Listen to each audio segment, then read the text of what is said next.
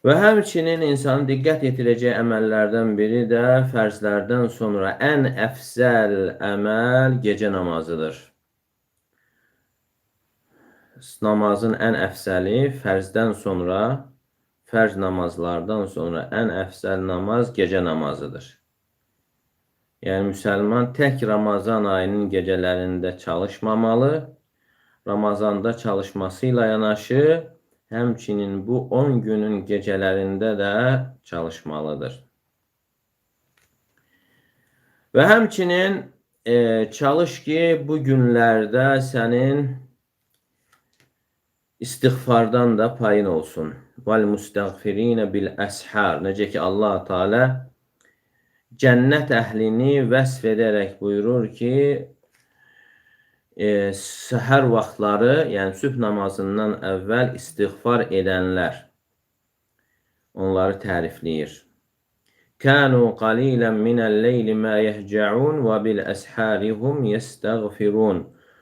Onlar gecənin az bir hissəsini yatarlar və gecəni ibadətlə keçirər. Səhər vaxtları isə onlar istiğfar edərlər. Yəni, səhər deyildiyi sahur vaxtı. Yəni, sübh namazından əvvəl. Ona görə yaxşıdır ki, insan gecə namazını bitirdikdən sonra sübh namazının əzanına qədər 10 dəqiqə qalmış, 15 dəqiqə qalmış istiğfar etməsi, Allah-u Teala'dan bağışlanma diləməsi. Çünki bu ayədə Allah Teala cənnət əhlini vəsf edir ki, onlar dünyada ikən gecə namaz qılar, gecə namazından sonra da yenə istiğfar edərdilər, Allah Teala'dan bağışlanma diləyərdilər. Çünki o vaxtı Allah Teala'nın dünya səmasına endiyi bir vaxtdır və istiğfarın qəbul olunduğu bir vaxtdır, duaların qəbul olunduğu bir vaxtdır. Allah Teala o vaxtı yəni istəyənlərə istədiyini verir və beləliklə insan o cür fəzilətli anları gərək ötürməsin. Çünki hədisdə də gəlir ki, Allah Teala deyər ki, həl min da'in fəəstəcibə ləh. Yəni, dua edən varmı, duasını qəbul edim.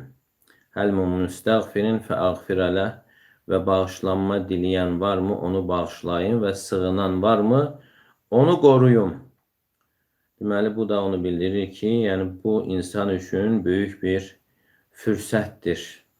Bağışlanmaq üçün, dualarının qəbul olması üçün və ümumiyyətlə, yəni insanın problemlərinin, sıxıntılarının həll olduğu bir yerdir. Və bu hədisə əsasən, geçmiş sələf alimlərindən olan Turtuş Rahimullah deyir ki, yəni insanın bir ehtiyacı olduğu halda gecənin o hissəsini yataraq keçirirsə, fəleysə bi fəqihdir, o dini anlayışı olan bir insan deyil. Ehtiyacı olduğu halda gecənin son 1/3-ni yataraq keçirirsə, dini anlayışı olan insan deyildir.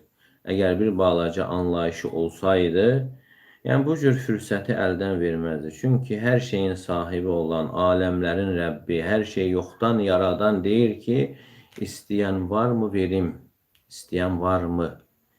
Yoxdur. Görsən, insan o vaxtı yatır, əsas qapını döymür, sonra boş-boş qapıları döyür. Boş-boş qapıları döyür.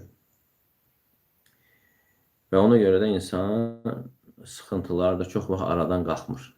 Əsas qapını döymədiyi üçün.